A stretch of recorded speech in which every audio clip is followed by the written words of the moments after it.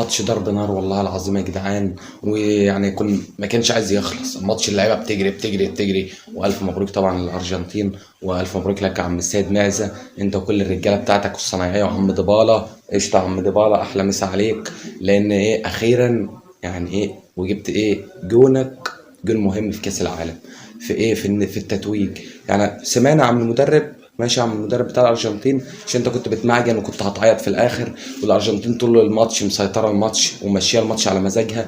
وفي الاخر يجي عم اوتاماندي اللي هو يا عم كان عامل ماتشات حلوه في البطوله، بس الغلطه بتاعته دي كانت هتضيع الدنيا لو الارجنتين ما خدتش البطوله. فانت عم ماتودي كده بهدى وما تاخدش قرارات، ما تعملش زي ايمن اشرف ولا سعد سمير، برجع الكره للجون او طلعها ركنيه عادي احسن ما تيجي جون فيك. وبعد كده ايه الواحد عرقنا يا جدعان من الفرحه، ورقصنا مع الناس صحابنا برضه ووجبنا معاهم عشان ايه يبقوا وجبوا معانا كده مع الزمالك ان شاء الله. قولوا يا رب كده في افريقيا. فمبروك يا عم ميسي انت وديبالا، ولو طاروا العاق اللي ضيع كوره كده كانت الجماهير هتموت ساعتها لو ما خدوش البطوله. ماتش يا جدعان عظمه، ماتش متعه للعين، لاعيبه رايحه جايه. فرنسا طبعا لحد الدقيقه 80 ما كانتش جات الماتش، بس ايه بفضل مؤتمندي وبفضل كومان برضو نزل حرك الدنيا. ومبابي طبعا الصاروخ مش عايز يسكت خالص. فايه ماتش عظمه يا جماعه، ماتش عظمه رايح جاي دب دب دب دب. الاكسترا تايم مش اكسترا تايم، وقت ضايع، ضربات جزاء، محدش عارف مين اللي هيكسب.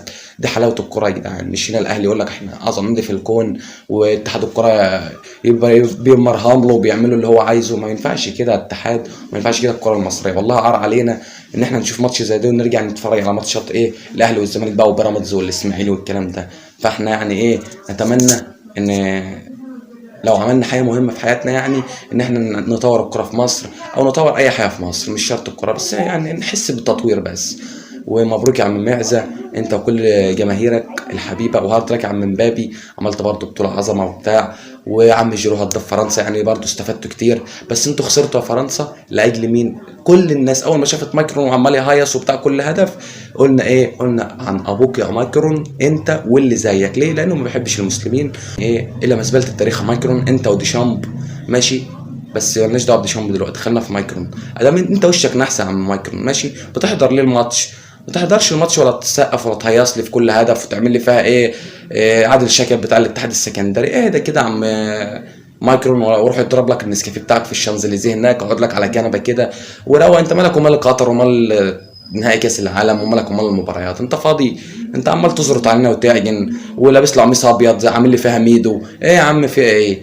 على العموم ميسي اداهولك مغري زغروف، ماشي يا عم مايكرون انت وكل اللعيبه وكل جهازك وكل منتخبك. وربنا طبعا ما حبش يضيع تعب دي ماريا، عشان هو برضو كان فخم النهارده دي ماريا.